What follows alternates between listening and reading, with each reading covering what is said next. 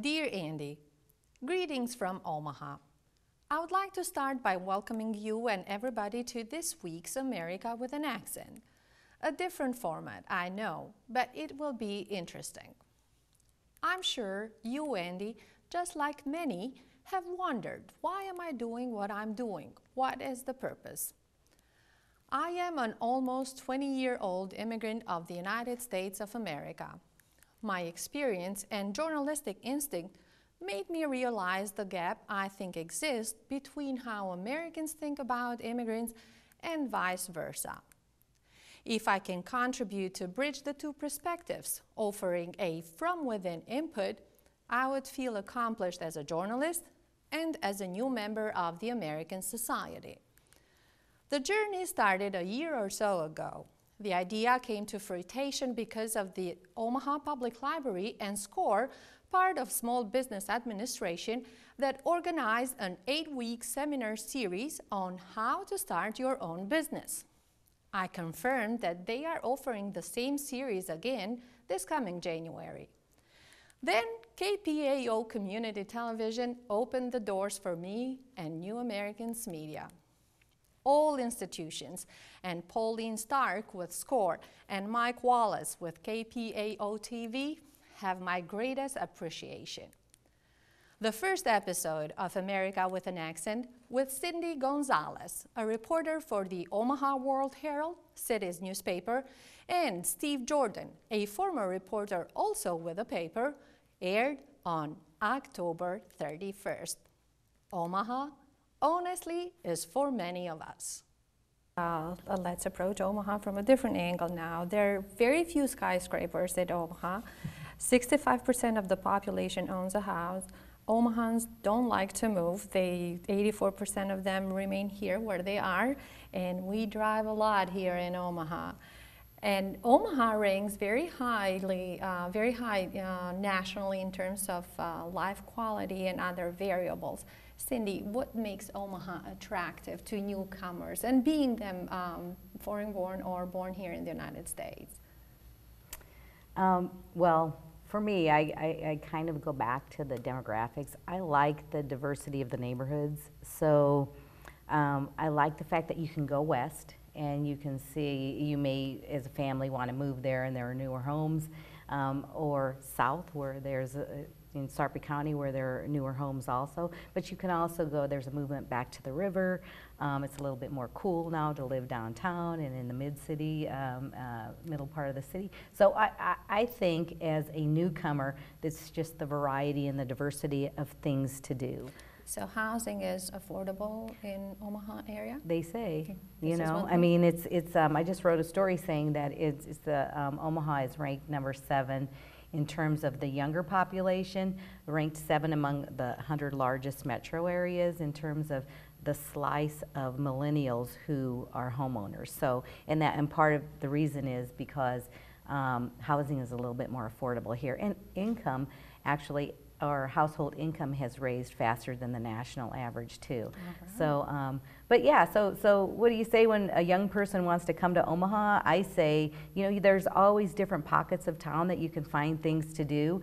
If you have, if you're raising a family, or if you're starting into a career and looking for something here, there's something everywhere to find. It's just that you have to hook up with the group of people that know how to help you navigate the city. Education is quite good in, right. Here in the state. The public schools have a good reputation, and there's different districts within Omaha. The largest one is Omaha Public Schools, but there's also District 66, Gretna, Bellevue, that all have a good reputation. And then kind of overlaid on that is the parochial school system, and Omaha has a very healthy Catholic education system, several high schools that are not too far away, spread around the country, around the city. I might mention things to do in the evening. You know, Omaha really has an art scene, entertainment scene.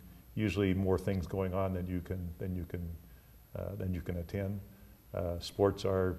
It's interesting. Sports, high school sports are even big in Omaha, and yet Omaha has the College World Series every year, which is a really spectacular event, seeing the best college players come to town and their teams. And Omaha has beautiful parks as well, and it's very clean for a big city. Right. You Yeah, I mean, Creighton is a Division I basketball team. Omaha U has a Division I hockey team. Creighton has a Division I soccer team, and the women's sports. Creighton's volleyball is ranked high this year again. So it's a lot of things going. You may not have the NFL and the AIFL, but in terms of college sports, we're one of the meccas of that. Let me tell you, when we decided to move to Omaha, all we heard was cows and fields and beef. It was a good surprise. It's a nice city. Well, education is, we are very pleased. We are public school parents, and parks are really nice. And you know, one thing about, you mentioned housing prices. I mean, the house next door to mine sold for $70,000. Some people went through and did some renovation, and they've got it priced at $135,000. And a couple just came by and said they made a bid. Now, $135,000 house is a decent house in Omaha. Not so in other places. You can't even find them at that price. So Omaha has lots of neighborhoods where they're reasonably priced houses like that.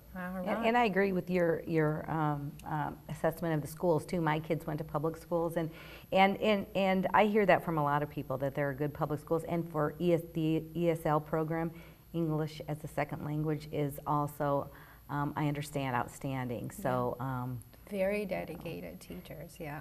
There are challenges, of course, in Omaha, so we're talking a lot about the great things, and there are great things going on. But, you know, speaking of that, I always thought that one of the challenges in Omaha, since my kids are now in their early 20s and they graduated from college, one of the big challenges for Omaha is to find, with our great low unemployment rate, is to really find to better connect the growing populations in our community, which are people of color, to corporations and companies. And that's really going to be a key in helping our community grow, both economically and, you know, socially and demographically. We really have to find better ways to connect the population. And keep the brain here in the state of Nebraska. I like to bring to light human stories that otherwise would go unnoticed. Stories of life and challenges, survival and humanity. Because of a news reporter on Kosovo War some 20 years ago, Theresa and Richard Guinan of Omaha offered shelter to 2 war refugees, Fortesa and Gazment Ademi, with only 7 hours notice prior to their guests' arrival. War, peace, and humanity. How did you get involved in this program to bring war refugees over? I listened very carefully to my wife, whatever she wants to do. She had talked to me about it, but it was her idea. We'd been watching on the news, we were glued to the news, about the refugees, about the war, and then they made the announcement that the United States was going to take 20,000 refugees, and I said to my husband, which will tell you what kind of a man he is, me knowing that I could ask him this, I said, well, why don't we sponsor a family? And he said, okay. And so then we got in touch with Senator Hagel's office, and then they got us in touch with the Refugee Center, or the association. Oh, this is how it happened. It was through the senator's office. Chuck Hagel? Yes. Oh, all right. Did you know anything about the procedures? No. We knew nothing. She was bored. We had 3 little kids, a middle-aged kid, 2 dogs, and we needed more help. We had no idea what was involved, but we wanted to do something. So it was just news. You were inspired by news, and that was your main reason. Yes. And, do you remember any particular report that yes. Can you please share that detail with us?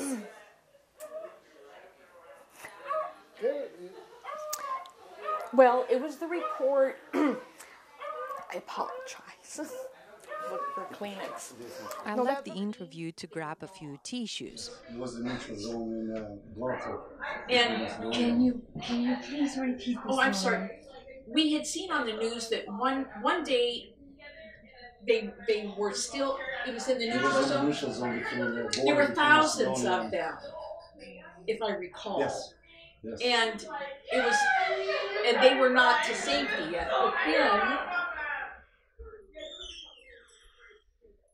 But then, well, and then the next day, they were gone.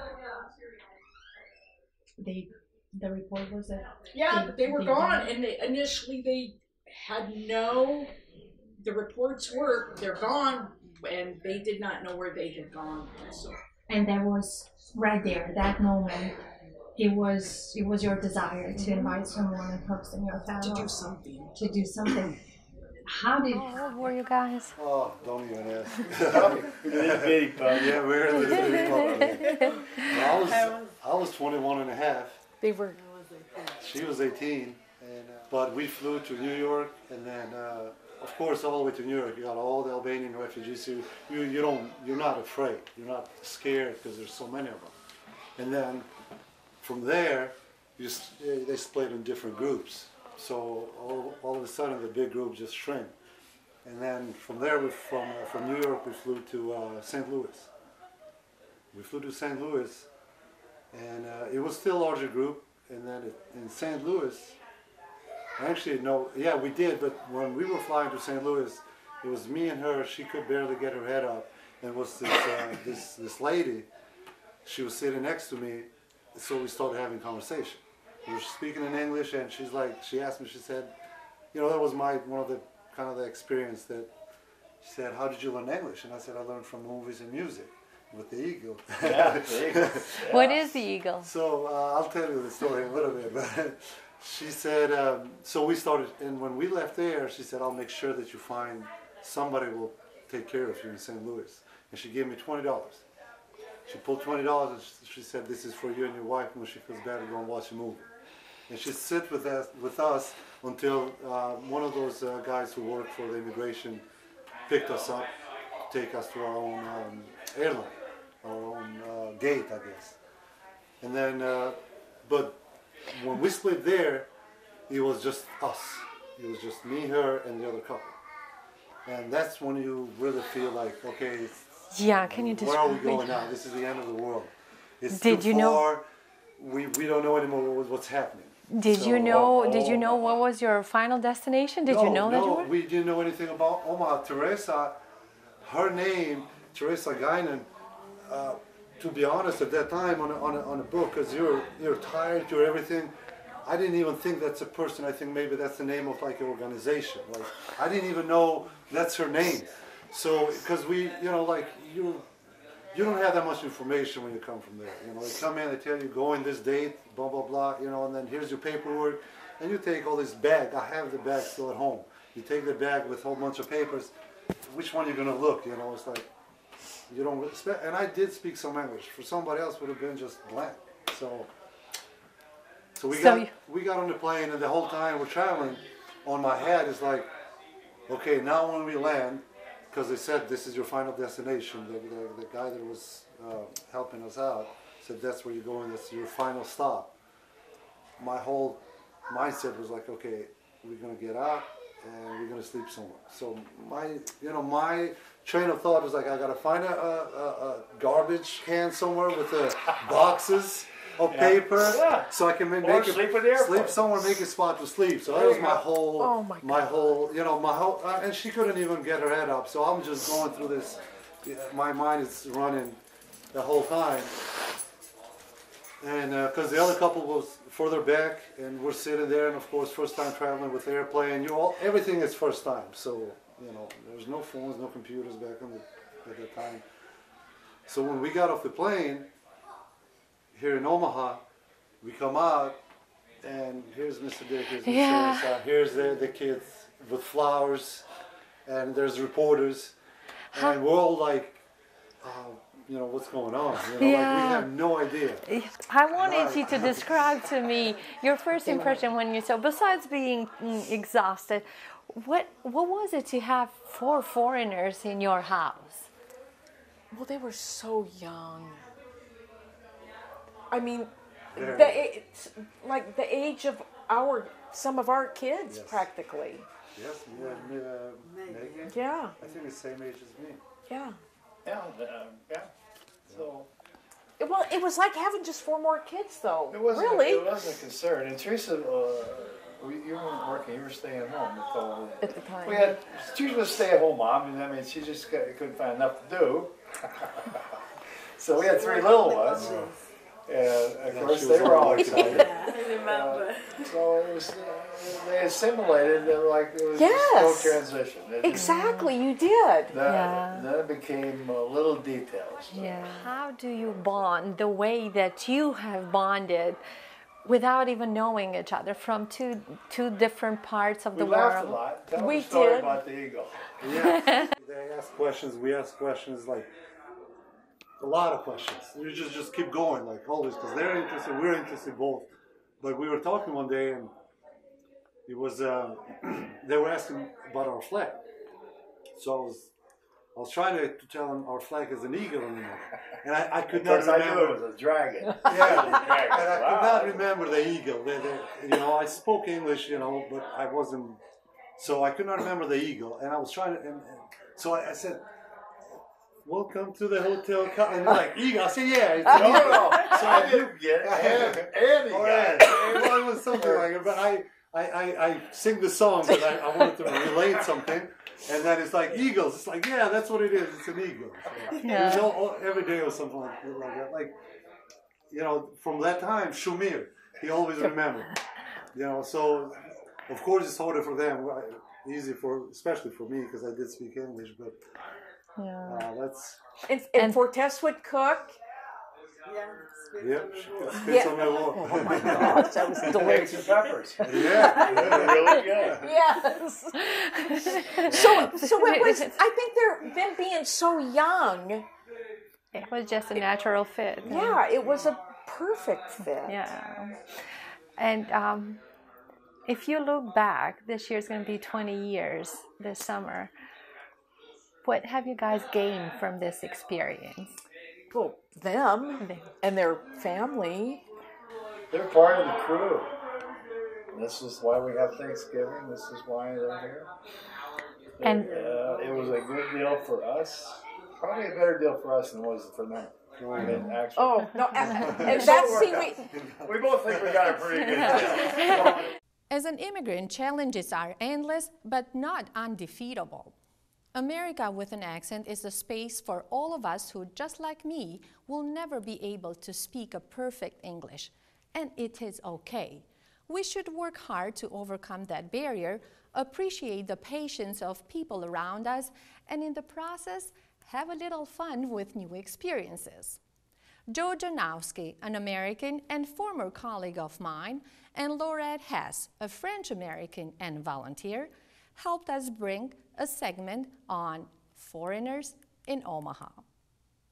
We've talked about everything, and, at first was that adjustment period, but then Joe reads a lot, so we talk about books and about everything, and food is one of the topics that we have covered extensively. You said peanut butter.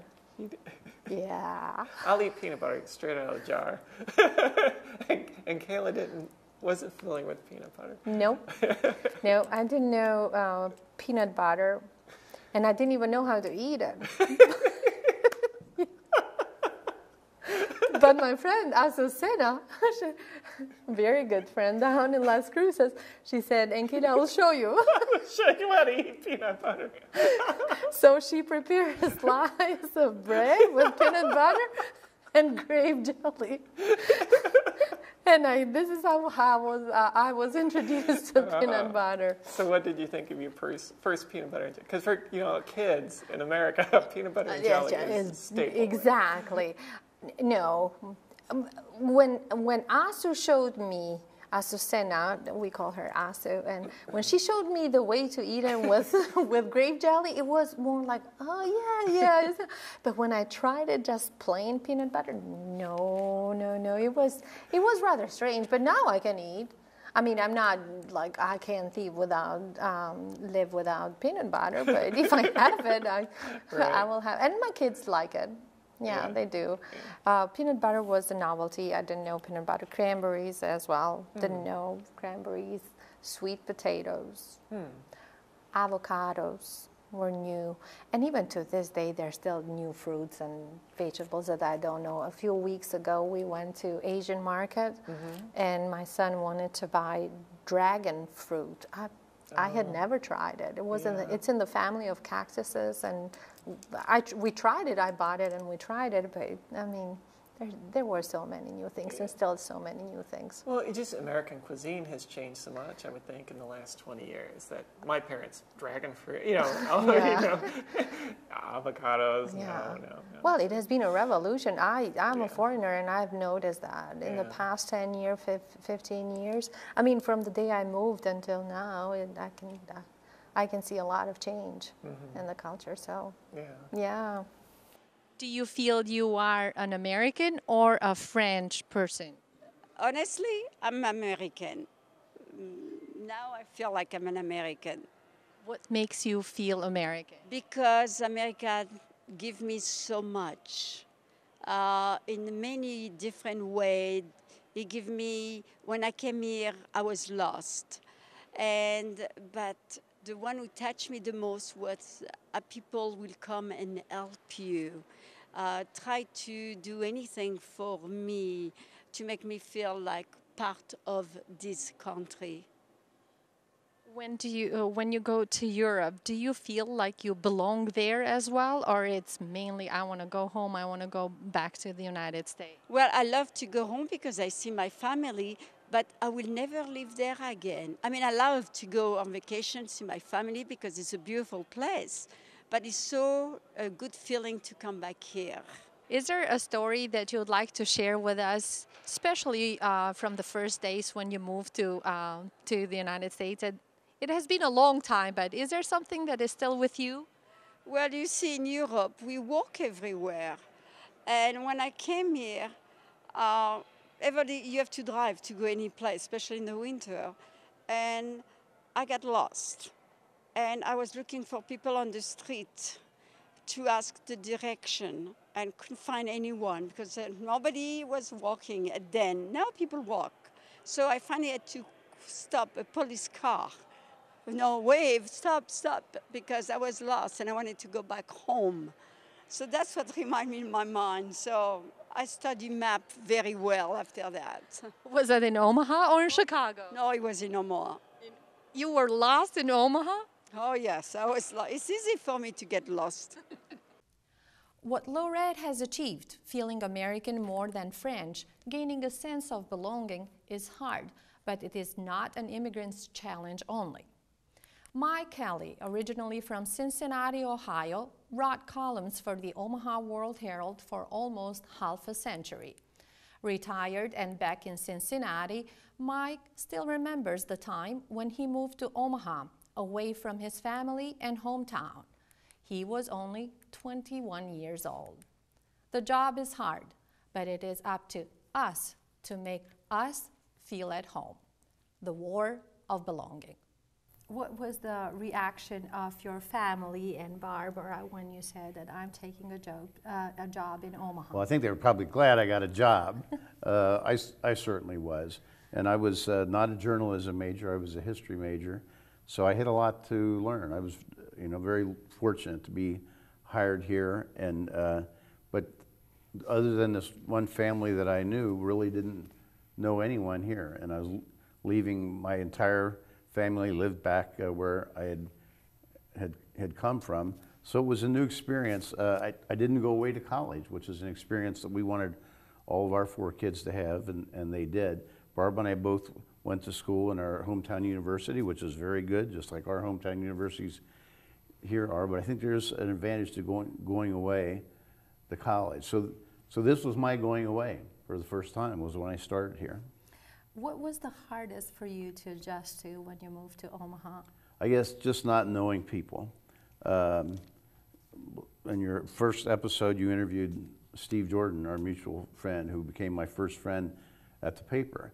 And the fact that I was writing for the newspaper, just by virtue of my job, kind of made me jump into and immerse myself in the city. So Steve took me on the police beat, introduced me to police officers, like first week or 2 that I was here.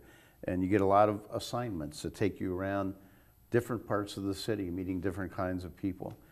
Also got involved in something called the Press Club Show, which was a show that was run for many years, making fun of public figures and playfully. It would raise money for journalism scholarships. So you meet a lot of people that way. So I think the important thing is just get involved, church, and a lot of other things. How long did it take for you to feel that you belong to Omaha? You belong in this new community? I think it was the last year or so. I think I finally felt like I would go. No, this is a great community. I think, you know, after Barb came out a year later and we got involved in church and met more friends, I think it was pretty soon. So you moved to Omaha by yourself first. I was 21 years old. And then you brought Barb with you. A year later. A year later, and all kids were born here in Omaha. That's right. Is that right? Mm-hmm. Okay.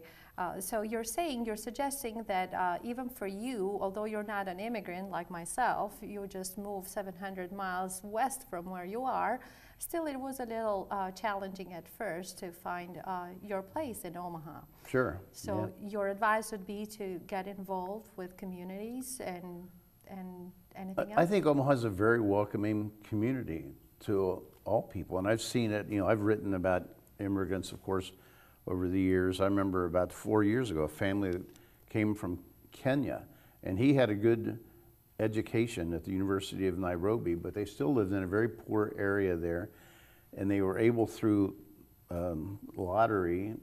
immigration lottery, they were able to come to the U.S., but they didn't know anyone here. And so they did research and found 3 cities where the unemployment rate was low as Omaha. And they looked in the center of the country and said, we're going there. They didn't know anyone here. Incredible. And they land here, and a cab driver takes them to a shelter, which led to, you know, there are any number of organizations that are eager and willing to help immigrants, you know, Lutheran Family Services and Catholic Charities, the shelters, and other organizations. I'm so glad that you're starting your organization to really to help immigrants assimilate and become part of the city, because just as you and your family have added so much to Omaha, you know, that's what all of us, all of the immigrants, all have this potential, and most really do add a lot. We're a nation of immigrants. Thank you all for watching and following us.